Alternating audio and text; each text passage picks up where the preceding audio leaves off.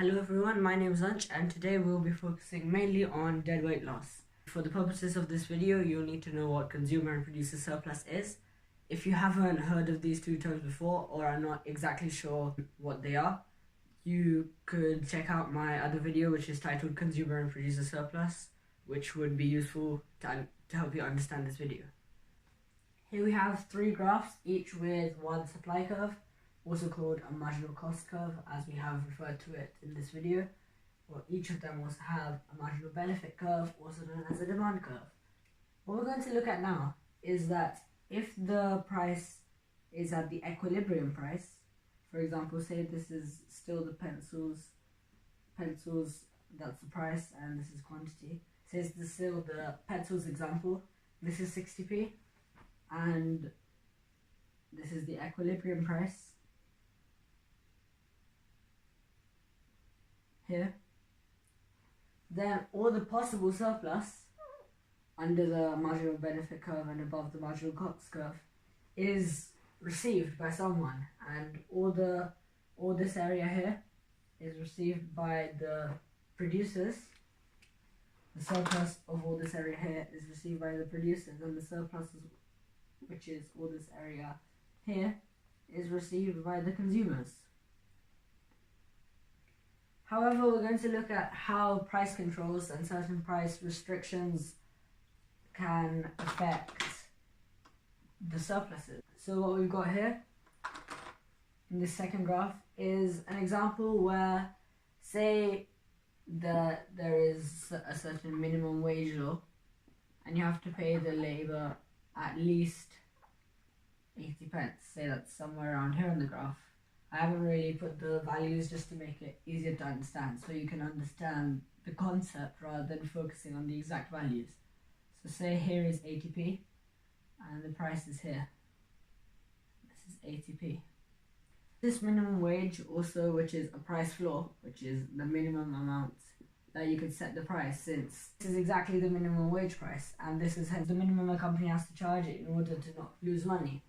So then what we see here is that there's incentive to produce for the producer, there's incentive to produce still all the way up to here, since they're still getting benefit.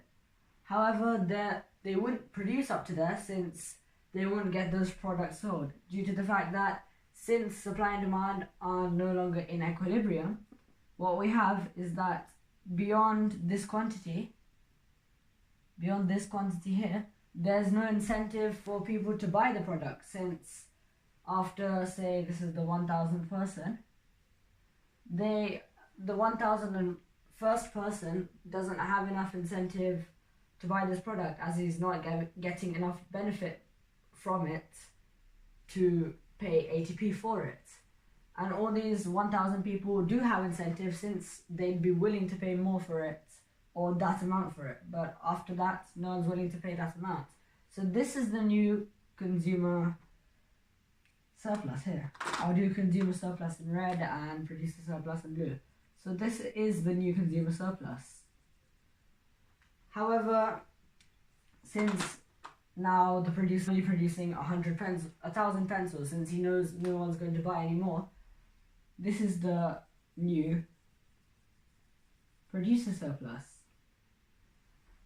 And hence what we see is, this is the total surplus over here. This is the total surplus that could be received by the producer and the consumers combined. However, now the consumer surplus is less, and less consumers are willing to buy pencils.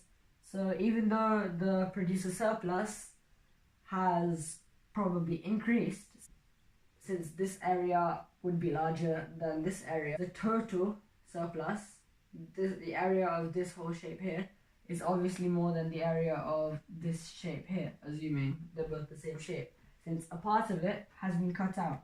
This part, no one has received. No one has received this possible surplus. And this is called deadweight loss.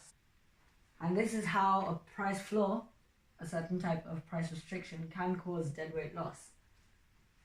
Look at the next example, also where supply and demand aren't in equilibrium, but this time instead of a minimum wage, we've got price control, which means you cannot charge, there's certain control on the price, and price ceiling, price control, which is the price ceiling in this case, is the highest price you can charge.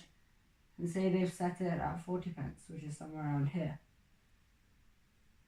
Now there's incentive for consumers, a lot of consumers, to buy the product. In fact, at this price, consumers all the way up to here would be willing to buy the product.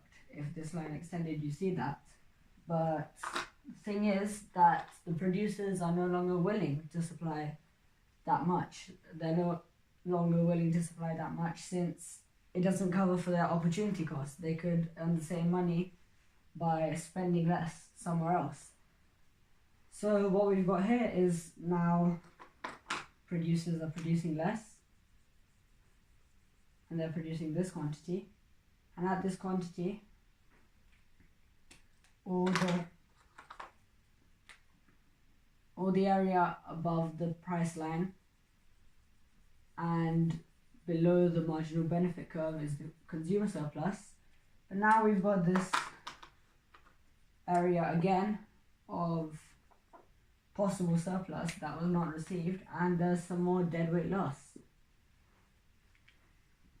And now here we see that price floors and price ceilings and certain types of price restrictions do affect the surpluses, and it can mean consumers and producers receive more or less surplus, and then it may result in some deadweight loss occurring. We're going to move on to now looking at how taxes can lead to deadweight loss. Going back to the example of the pencils, we can now see a standard supply curve. In this case, we made it linear for easier explanation, and we can also see a standard demand curve, sloping downwards for the demand curve and sloping upwards for the supply curve. So now we're going to look at, as I said earlier, how tax can affect the surpluses. Assume that the government enforces a 5p tax on every pencil that is bought, and hence the supply curve would shift up essentially by 5%. So we can take certain points here. It would go from 20 to 25. At 1000 it would go from approximately 35 to 40, and so on. And what you'd get is a supply curve like this. And this is the lower one is the supply curve to the producers, because they're still, the tax doesn't affect them. They still have the same cost to produce that amount of pencils. However, since the consumers have to pay more, this is now what it looks like to them. And this was the old equilibrium price, but however now the new price, however, it's not at an equilibrium price anymore, since what's happening is that the consumers are only willing to pay to buy 2,000 pencils in a year, whereas earlier they were willing to buy 2,500 approximately pencils, and hence the consumer surplus is now limited to this much since they're not buying as many, and the producer surplus is now this shape here above their supply curve, the area above their supply curve and below the price line, and this is the area of the producer surplus. And now this area here, this black area here, is some more deadweight loss due to tax, and this is because a lower quantity is demanded, hence less is supplied, and the surplus that could have been utilized, some by the consumers and some by the producers, when more is produced and more is bought, can no longer be received by either consumers or producers, since there is a deadweight loss. Just to summarize deadweight loss, we have our Investopedia definition, which I will be putting in the description below.